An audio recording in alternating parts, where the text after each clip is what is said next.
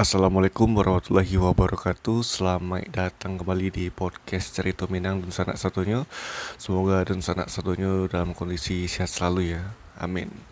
Apalagi di bulan puasa ko semangat jo tenaga jo harus dipertahankan ya agar puasanya maksimal pada tahun ini dan sana.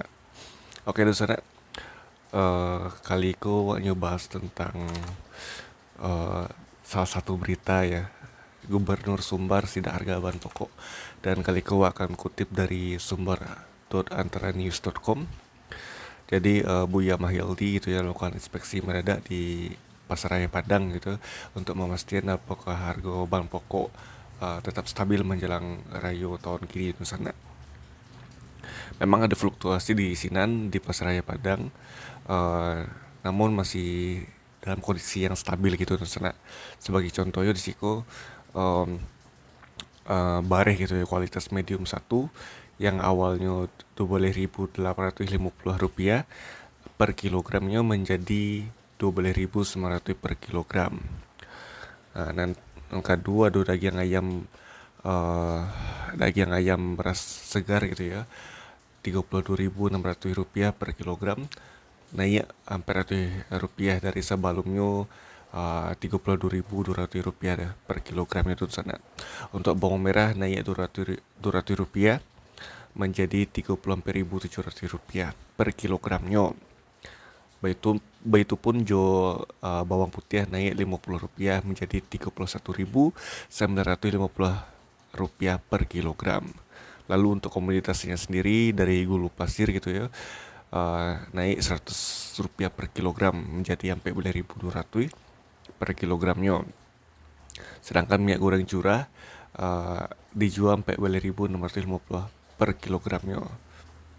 Untuk daging sapi kualitas 1, kualitas pertama gitu ya, turun dari Rp134.000 menjadi Rp133.850 per kilogramnya. Sedangkan lado merah gitu ya, lado merah keritiang gitu ya, turun dari Rp36.100 per kilogramnya menjadi Rp35.950 per kilogram. Memang secara fluktuasi harga masih terkendali di sana ya, menjelang Rayo ko harapan kan begitu dari Buya Mahyildi gitu.